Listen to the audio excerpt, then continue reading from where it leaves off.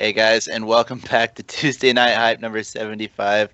We're going to head into the second semifinal match of the day, which is Topopablo11 versus Virtual. And we just got off a super exciting best of five with the previous semifinal, and I'm excited to see what these guys end up bringing to the table. What about you? Yeah, I am super excited. Looks like we have from Pablo a warrior, a druid, and a shaman with his warlock band. And from Virtual, a warlock hunter and a shaman with his warrior band. So, right. Well, hopefully the hunter performs a little better for Virtual than it did for the doctor. yeah. But going back to the bands, it looks like going off deck list, Virtual's Tempo Warrior got banned. This is correct. And then Zulok from Pablo, which is, I think, mostly because of, like, I haven't seen a hunter list yet, but maybe there isn't as many Unleash the Hounds as there normally are, and maybe he just doesn't want Warlock to be there. Yeah. Take a quick peek. Taking a quick peek, it looks like like if there wasn't a N'Zoth, I mean, it looks like a N'Zoth hunter, but there's no N'Zoth. He has a lot of death rattles. He has the new hunter legendary that procs death rattle, but he doesn't have N'Zoth, so that's a little interesting. Yeah, and only one copy of Unleash. So and 2 deadly shots. So it's like a little, almost like a hybrid between that tempo hunter you were talking about and throwing in a little death rattles for flair. Yeah. The Princess Uhoran was a really hyped card going into the set. And then people tested it out, realized it really didn't ever proc on the minions you wanted to proc on. It was mostly procking on stuff like the Infested Worgen, or sometimes you'd be happy to get a huge Toad proc out of it. So yeah. I mean, because like cut it, but yeah, like best case scenario, you get like a Sylvanas proc or like a Karen proc. But if you look at a lot of the hunter death rattles, they're not too overwhelming in terms of power. Like you're talking about like Infested Worgen, maybe like Savannah Highmane is pretty decent. But I think for a 5 mana, you're hoping for a little bit more of an impact. Oh, 5 mana get 2/2/2s. It's pretty sweet. Yeah, you're already getting a nice body, but it wasn't really ever happening. So it was mostly cut for most decks. But we'll see how it goes for him in this set as we go into Virtual with his Zoo and Topopablo with his Tempo Warrior, I would believe. Heading into Spectator right now. Yep, it would have definitely appeared to be Tempo Warrior with some pretty cool cards, actually, that I hope we get to see. One main interesting card that I won't spoil. Hopefully we'll just be able to see it here in a little bit.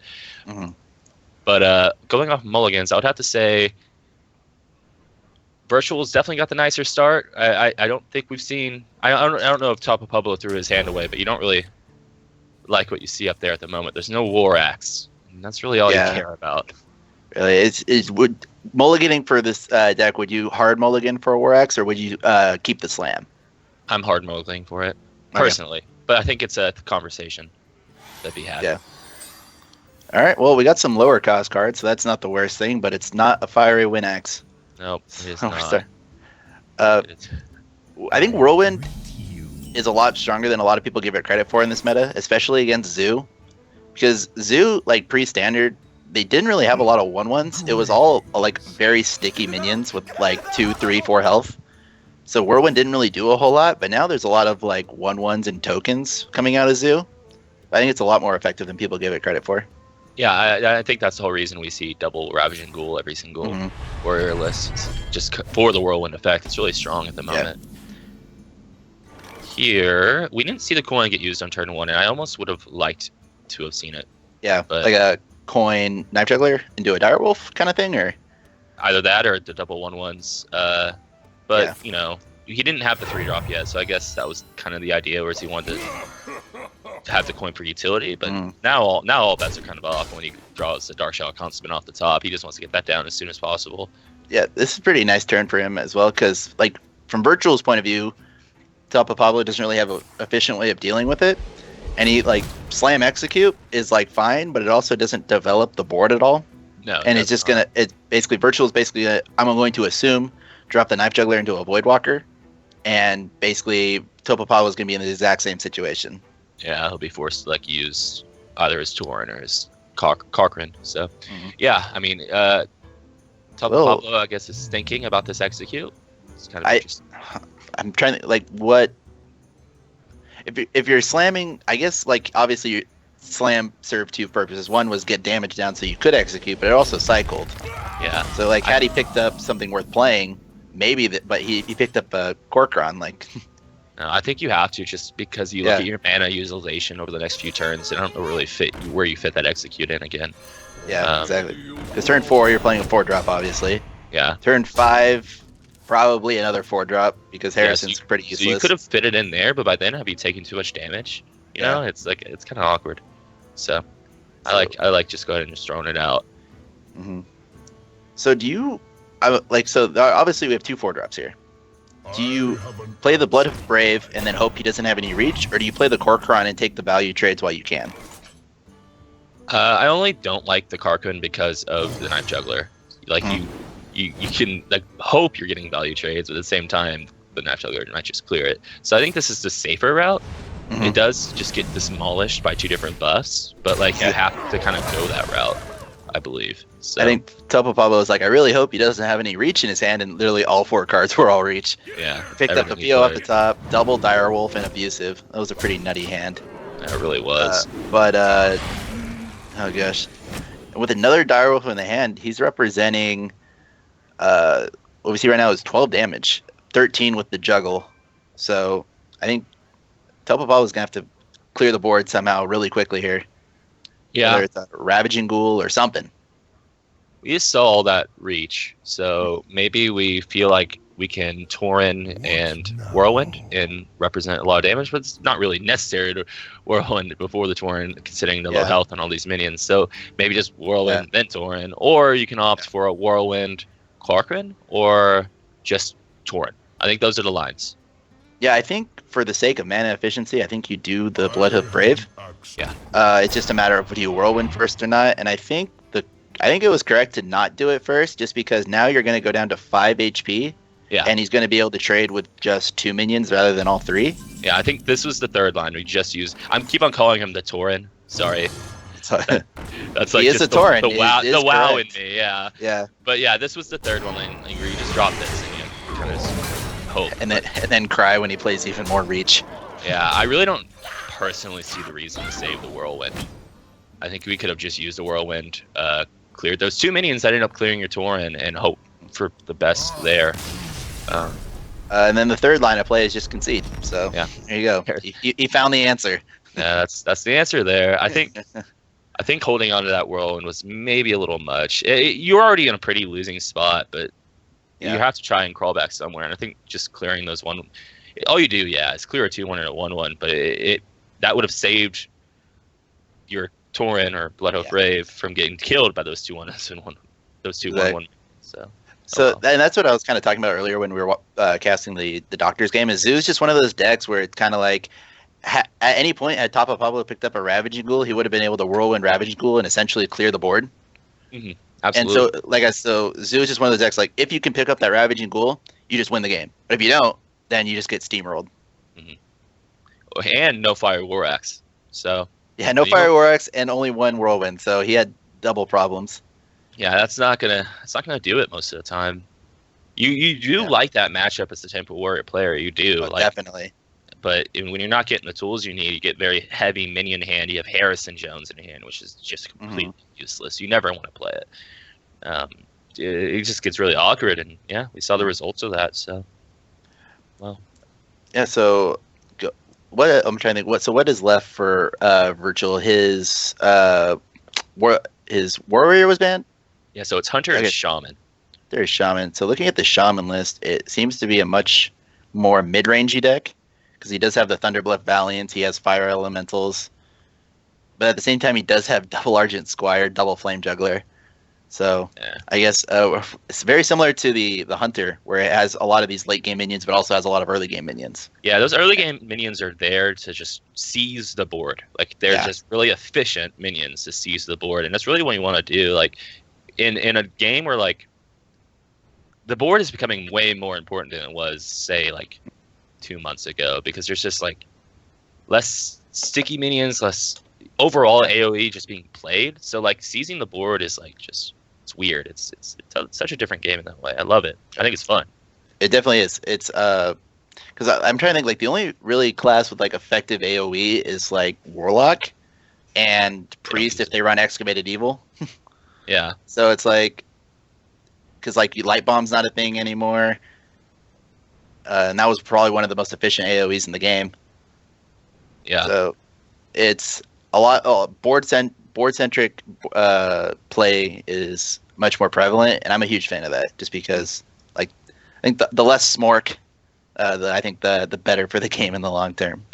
But with that in mind, that's why we see so many Argent Squires and Jugglers. They do the Yeah. little things to Yeah, make sure you can just kind of seize that early control.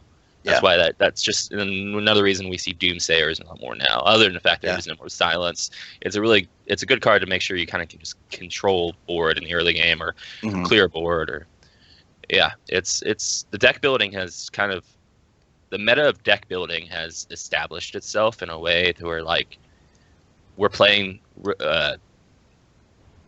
just feisty minions. I'll call them. They're just little Feisty. feisty I like guys. it. Yeah, they're feisty little guys who just aren't taking no flack from anybody, and they're gonna do their best to make sure your board is your board, Mhm. your board now. So But he's Well, like, look at me.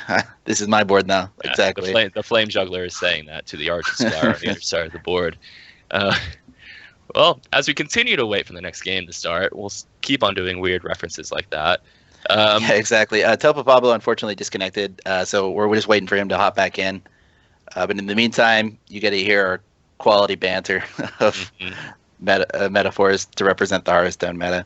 So I mean, so we are talked about the. I guess we can continue talking about the shaman list. If you want to look really closely at it, he only has one feral spirit, one lightning storm, and he's actually running the 4-drop that I like. It's so unplayed. I don't even know its name. It's also in Chinese, so I can't read it on the deck list. So it's the one that gets buff +1/+1 for every totem on the board. Oh, It's actually I can't think of the name either. That's a cool card yeah, though. yeah, it's a cool card. I really like it. And Draenei Totem Carver. We just got the Draenei news. Totem Carver. Yeah, there we go. So gets +1 for each friendly totem. So that's a really awesome card. And I'm surprised, honestly, it's not played more because there's a lot of these totem-centric decks. Because it interacts with Totem Golem, it interacts with Tuskar Totemic. You're going to have a lot of totems because you have Thunderclap Valiant. So I'm honestly surprised it hasn't made a debut sooner. Because worst case scenario, it's a 4-mana 4/4. Yeah, but you know you can look and you see what they cut for that, right? There's only one 7/7. There's only one Flame Wraith in this deck. What? Okay, it's a mistake. Yeah. That has to be a misprint. There's no way he only put one 7/7 in. Yeah. So he's opting for the Totem Carver over the second Flame Wraith. Really, And is it really necessary to cut the 4-mana 7/7? Like, I feel like there's another thing he could have cut instead. Well, this deck has a bunch of interesting one-ups. There's only one Pharaoh Spirit. There's only one Lightning Storm. Mm-hmm. There's two only mana one. tides. There's 2 Mana Tides, which makes sense when you're running that 4/4. But one Fire Elemental. Like, if you're gonna run that card, I figure you find a room for the second one. But I guess he cut a lot of these, like, because I think maybe he cut it for he's having a lot more like 4 or 5 drops in lieu of these early game cards, such as the double Argent Squire, double Flame Juggler, double Flame Tongue, 2 hexes. Like, yeah, maybe he's going for a lot more early game than what a lot of people would assume a shaman would have. yeah. But the only single copy of Pharaoh Spirits is maybe even more interesting to me than the single copy of Flame Wraith Faceless. Or I feel like that card is so necessary in this deck. You do have double Tuskars, so like it's not like your 3-drop is just, you don't have 0 3-drops. You have plenty of options, but and you do have double Mana Tide. I don't know. It's an interestingly built deck. I just don't really know if I can possibly agree with Totem Carver over Flame Wraith Faceless. Oh yeah, definitely not there. Can't really agree with it. I feel like he cut something else in lieu of that. I think the only card I don't like in this entire thing is the Bloodlust. I like. I feel like it. I feel like it's I think weird. you need one in this build for the reach. I really do. I don't like double. Yeah, but definitely not double Bloodlust. But I feel like it's so early game centric. I would rather have like another Lightning Bolt and another Feral Spirit. But Bloodlust definitely is one of those cards where it's just like, oh, you have 22 health, not anymore. Yeah, and I wish the stream could see this list so they know what we're talking about. There is only Yeah. one. There is a single copy of Lightning Bolt, which is also, I think, in this version, a little different. So maybe that's A what lot we're of people cutting the only barrel have spirit for. the one Rock Biter and 2 Lightning Bolts, just because it's more versatile. But this guy, I haven't seen that. I just see mostly just 2 Rock Biters and then no Lightning Bolts. Really? Yeah, for these mid-rangey builds, that's what I've been more seeing. Yeah, because a lot of these mid-range 2 Doom Hammers was pretty standard when Shaman pre-standard, but now I see a lot of just 1-0s for Doom Hammer. For mid-range, it makes sense. I think the core build for the finishing game for the mid-range Shaman has been 1 Doom Hammer, 1 Bloodlust, to the stuff with whatever you want to play with. But that's kind of the idea. Is just those are your win conditions, and you have all of these reach from all these big minions. These things from below the Flamer Faceless. I guess in this case, the 1-0 Flamer Faceless, and those can win you the game. But you have this other 2 so you have 3 basic win conditions: just winning because you're just abusing the board, or because you're Shaman right now, or just Doom Hammer and your Rock Biters. We all know how that goes. And then just Bloodlust is your last second top deck, hope you never draw it until you need it type card, kind of situation. So yeah, I definitely agree with all that. I think the first win condition is most important, is when you hit play and then you select Thrall. I think that's your first win condition, basically. I'm interested to because I really want this deck to perform well, just because I want the Totem Carver to do well, just to prove to everyone that it's viable. And with all these totems, I think it definitely is. But we'll see how it performs. I think this does much better against more aggressive lineups, such as Zoo, because with the Flame Tongue you can get a bunch of really good value trades. But I would be interesting to see how this would match up, say, against a Freeze Mage deck. Yeah. It's because the Bloodlust. Unfortunately, I don't think either of them brought it. So. Yeah. All right. Well, I think the game is up. That's good news. Oh my goodness. This is good news. Here we go. Here we go, guys. No more Talkstone. All right, we get to play Hearthstone. Here we go. Okay, so Topopablo, back on the Tempo Warrior against Virtual's Hunter. All right. So easy Armor Smith, pretty good to go. From Virtual's side, you have the Coin Companion into the 3 Companion into the Houndmaster into all the time in the world to draw a 5-drop. So you're feeling really strong. Oh yeah, especially with the Misha into the Armor Smith. It's definitely really good. That trades pretty nicely. You don't see an execute on top of Pablo's side, and you don't even necessarily want to execute this. You'd rather be using something like a War Axe to get a trade. And there's no War Axe either. So the Topopablo missed his win condition, which was Mulligan for War Axe. He failed to do it a second time. That's pretty sad, I have to say. Come on, man. Obviously not a top tier warrior player because he didn't get Fiery War Axe. That's what separates the men from the boys. If you can get Fiery War Axe in your opening hand. The separation is Mulligan. Yeah, exactly. So he obviously Blood to Ichor the Misha. Do you ever Blood to Ichor your own Armor Smith just for the Battle Rage? No, you need to make sure you have your you need to make sure you can kill this Misha, and this board technically can now that he's done 1 damage to it. Yeah. I don't know how you kill it otherwise. So, yeah, this was pretty much your only option, I believe. You had nothing else going for you. You're not just going to Battle Rage for 1 card here. You just can't. Yeah. I like the Armor Up and Blood to Ichor. We'll see how the rest of this game can go. You do get to play 2 Bloodhoof Braves in a row if you want, but I don't know if that's going to do enough against double Companion, Houndmaster into a whatever he wants to do turn 5. He has options on turn 5, so this does clear this though. I think. Yeah. So unfortunately, Leok, I think that was probably the worst one he could have gotten. Yeah, I can agree with that. I think best one was Huffer, because you can run the Huffer into the Armor Smith and then use the Misha to kill the slime, and then you just play around a Whirlwind. Yeah. You're not playing around a Whirlwind, but you just hope he doesn't have it. Which in this scenario he wouldn't have, so that would have been a pretty sick play. Yeah, I can agree with that. So what are we thinking here? Houndmaster, Infested Wolf. Is that what that? It's flipped over for me, so I can't see so he top decked Infested Wolf. Yeah, I think it was gonna just no matter what be Houndmaster, but then he drew that wolf, and now I think he Yeah. might be thinking he can get It's a Houndmaster value for sure, no matter what next turn. pretty If he solid wants card. it. I think because the Houndmaster doesn't kill the Bloodhoof Brave, so I think you go for the like in fact what he just picked up, and then follow it up with like a quick shot the next turn, maybe. But none of these options seem particularly that great. No, I think you just yeah. Nothing's great. You're right when you Nothing's say great. that. But That sums up every turn that Hunter ever had. It's not that great. I don't know, man. A lot of turn 6s for Hunter have gone really well, and 8s lately. Yeah. Turn 8 Hunter is pretty fun lately. Yeah. For those of you who've been playing since beta, like Savannah Highmane was the OG Doctor 6. And he Like, still he played- is. Yeah, he's still in standard at least. Yeah. I don't know what's going on in the Badlands of Wild play, but You don't know what's going on in the Call of the Wild? oh, get out and sleep. Anyways. So no Eagle Lorne Longbow for the Harrison Jones, unfortunately. But wait, dude, does Virtual even have one in his deck? I don't think we ever talked about it. They've been getting It's cut not the- lately. They don't feel great, honestly. He has two. Okay. I see it. I could, But yeah. So why would you say you cut both of them or just one of them? I think one. You can definitely have one, but you're like, again, like I've been calling this deck a tempo hunter is kind of like what it's evolved down into, and you don't really like playing.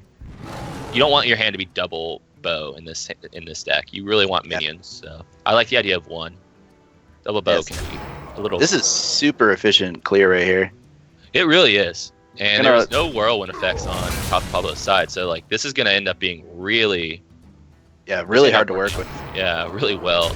You can just weave in that hero power and just keep going. If you're a Topopablo, do you just Karen?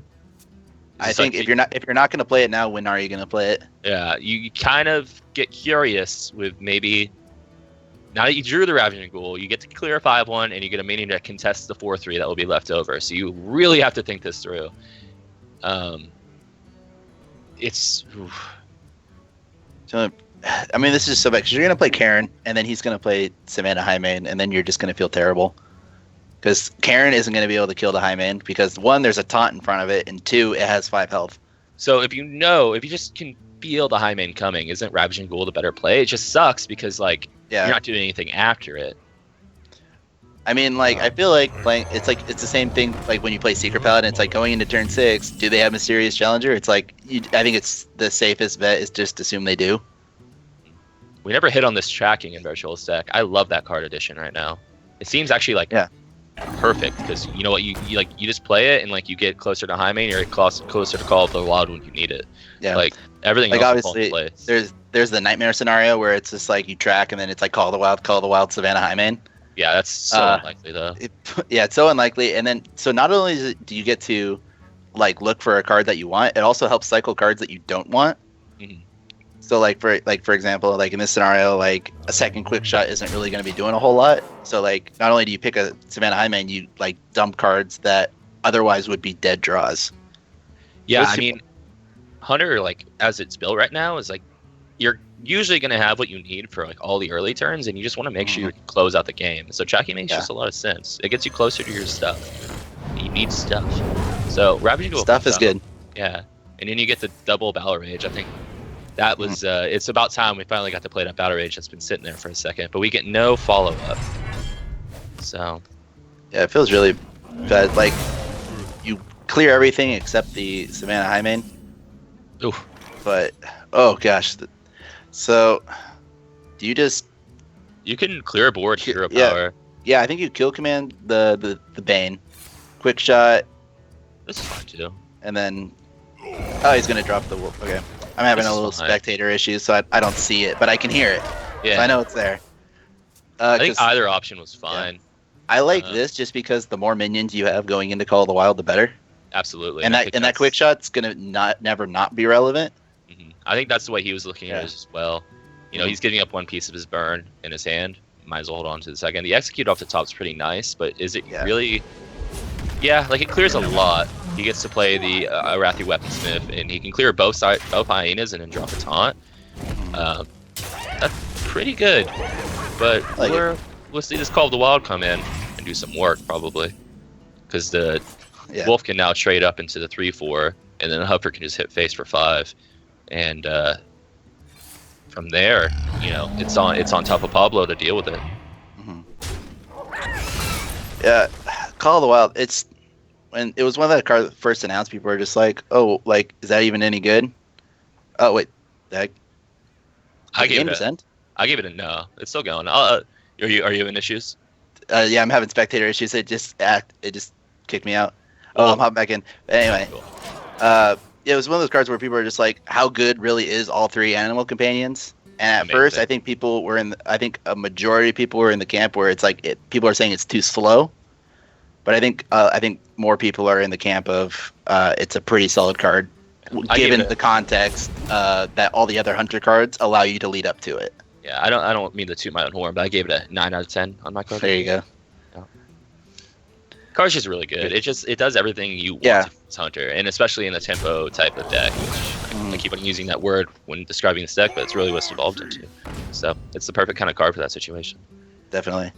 So it looks like Topopablo's like on the cusp of stabilizing here. He's on the cusp. And that's a good way of on the putting it. cusp. So I think if he can live if he can go like another 2-3 turns without dying, I think he's going to be able to pull it out. But it's we're about to see the whole reason track this deck. It's right here to make sure you have such a high chance of, not an incredibly high chance, but you have a nice shot of getting Call of the Wild, and there it is. And now you get that trade, and now your opponent has to deal with this board again. Zero hesitation. I didn't even see what the other 2 options. It was Deadly Shot and King's Relic. So definitely Call of the Wild is 100%. So, I like this a lot. This is fine. You're building the board for the Call of the Wild, but I think either way, you're. No, because this way it sets up. This sets up lethal. Yeah, it does set up lethal. And it sort of plays around Brawl, I guess you could say. Yeah. But I don't think you're too worried about that. Yeah, he knows. Topopablo knows his deck list. Yeah.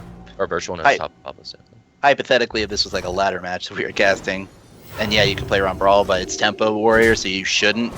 That's not something you should worry about.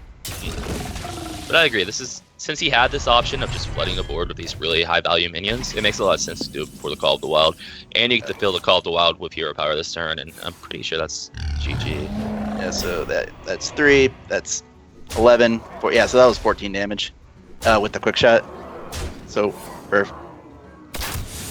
Alright, so Virtual taking game 2. So a very delayed game 2. Yeah, very delayed. We got a little tired there with all that talk stone. That game was late. Yeah. All these stream issues, man. We gotta wake back up. Oh yeah, I drank coffee. I'm good to go. We're casting until 4 a.m. We're ready. I don't know. Just keep yourself, man. Gotta keep up. Catch up. All right, so we're gonna quickly head into game 3. No talk stone from here on out. So it looks like Topopablo is gonna switch over to his Druid up against the much more the Shaman list we were talking about earlier from Virtual. It's interesting. All right, so how do you feel like Druid is performing currently in this meta? Because I've seen a lot of different variations of Druid, and none of which have really had this breakout performance, but they've all seemed to be just doing decent. Yeah, looking at both EU and NA preliminaries, I think the 2 most played Druid decks are like this Beast Druid version was seeing from Topopablo, and then the Cthulhu Druid, actually. And I think both are fine, especially if you're trying to target specific things. Like this Beast Druid does really well against Rogue. I think we're seeing... It's so funny. I think all 4 players we've casted today kind of have like anti-Rogue builds, and we haven't seen any Rogue. I think maybe that's why we're not seeing Rogue, is because everyone's trying to beat Rogue. But yeah, as the saying goes, like, prepare for the worst, hope for the best. And they were preparing for the worst, which is Miracle Rogue. I think definitely, arguably the strongest deck right now. Yeah, for sure. So, have you been playing Miracle Rogue at all, like lately? I've just been dabbling in it because I feel like it's necessary to know how the deck works. Yeah, definitely. Like, I don't particularly like to play Rogue, but it's really important to play decks you don't like or don't particularly know how to play, just to like learn how they work when you're playing against them. It's really important. So yeah, I've been playing it, but mostly, I stick to my. Yeah, because the two variations I've been seeing is there's the standard Leroy Coldblood Miracle Rogue right now. But I've also seen, I believe it was Chess Dude, who made it to rank 1 Legend with the Malagos version. Yeah, the Malagos has gained some popularity in recent history. We saw a pretty bad Flame Juggler miss there. He didn't snipe it like he should have, man. Yeah. He didn't snipe it like he should have. Yeah, all he had to do was, ask very nicely, "Hey, Flame Juggler, get him." He's a juggler of flame going up against a tree. It's his natural counterpart. Like, it should have been a very easy hit, but nope. Not even a tree, a sapling. He's fighting Groot at the end of Guardians of the Galaxy. He's it's just sitting there in a potted plant. All he had to do was smack it. A Draenei versus the potted plant Groot. That's a movie I want to see.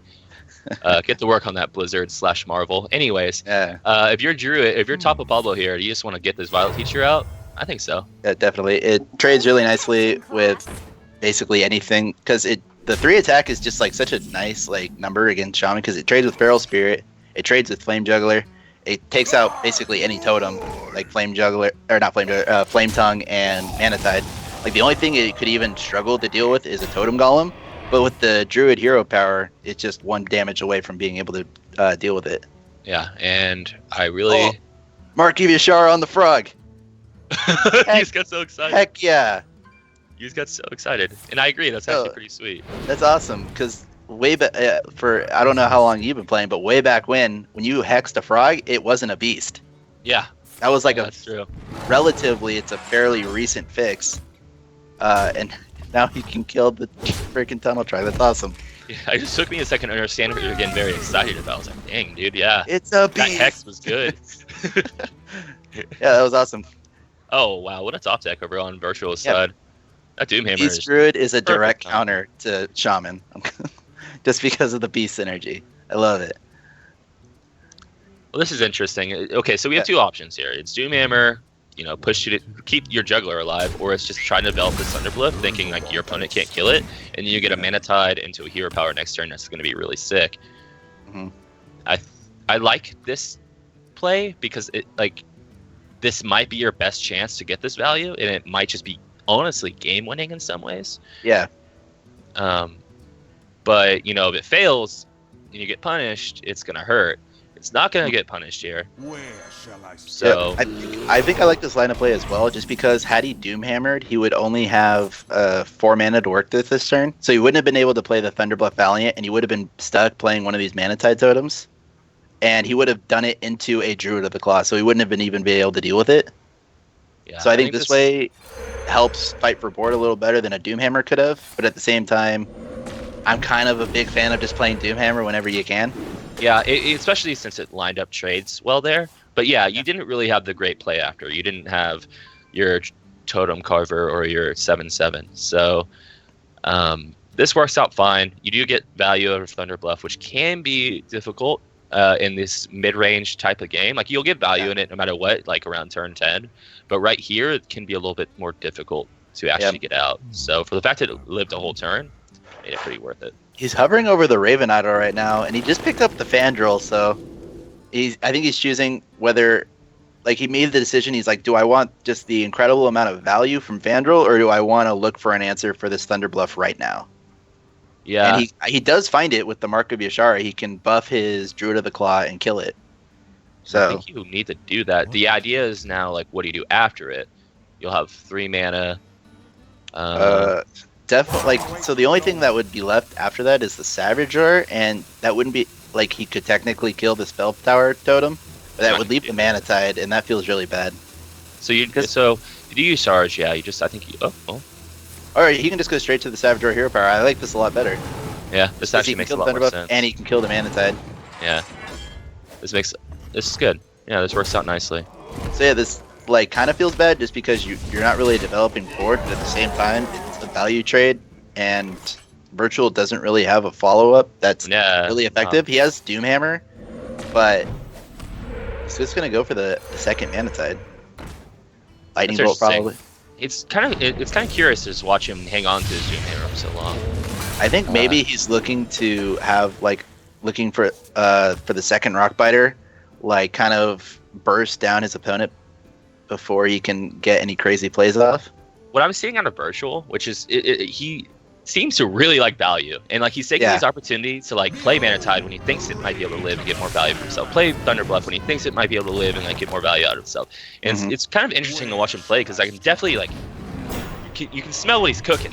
Yeah, he just likes value, and like he doesn't seeing Doomhammer getting overall value outside of Smork right away, so he's like getting other cards out first. Yeah, and hype, Fandral Druid of the Claw hype. I love it. Yeah. And now Doomhammer. First time I've really seen the Druid of the Claw hybrid form. Yeah, I've seen like every other one except this one. Yeah, it's super good. It's basically a Doom Guard, just like slightly reduced stats. But it has taunt, which I'd rather have, honestly. Yeah, it's pretty crazy. Really awesome. I've been a huge proponent of the Astro Communion Druid lately, or like, which arguably could similar to Ramp, but like the Fandral Nourish play is just like so fun to do.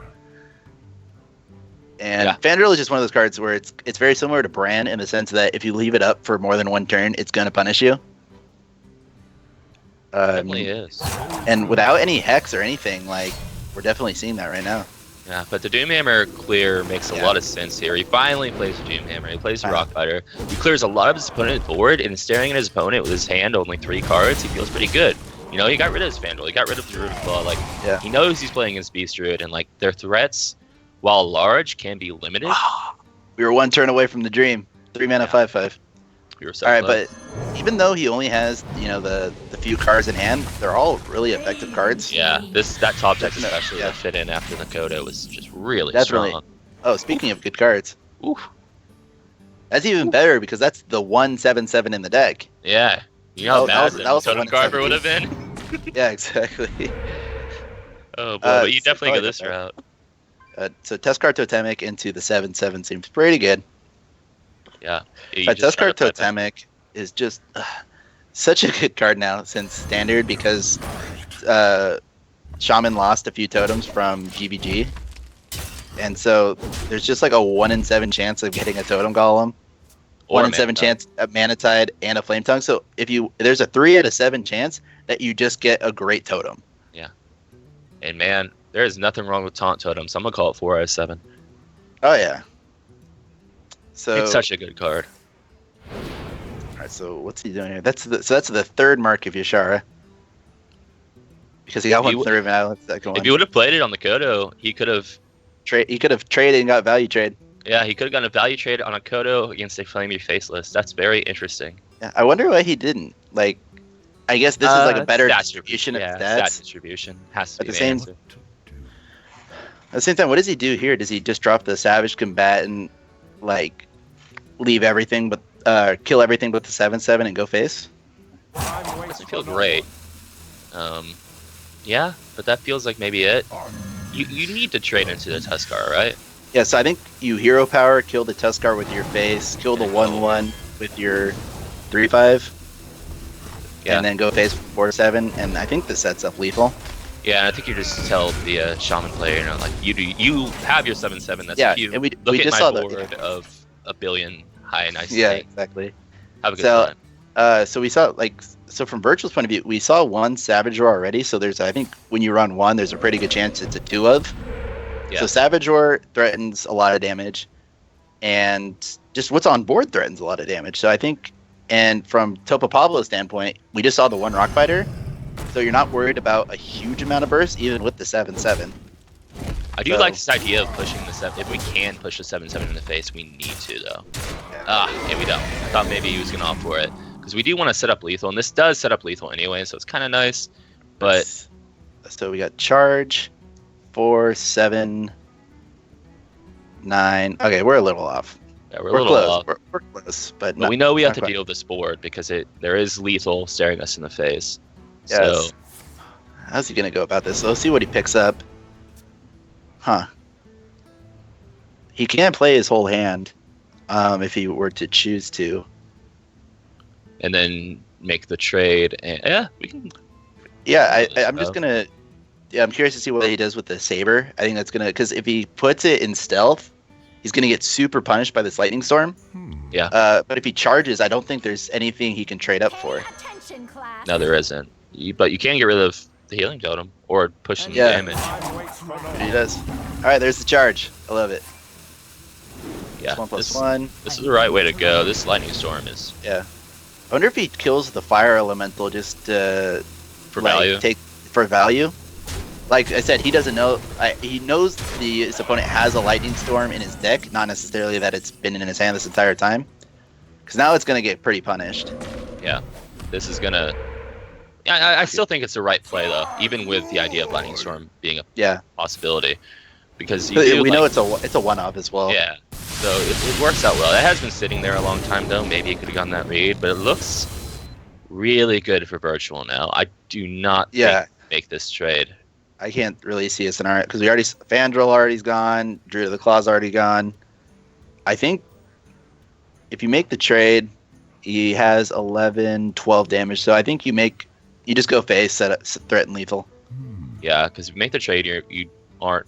Yeah, you're not. You're 4 off. Yeah, you need to hit him in the face. Like, it's like what do you die to? Yeah, what do you die to? He's gonna make this trade. He's got an empty hand. You die to nourish, draw into Druid of the Saver Savageor. That's what you die to. So let's see.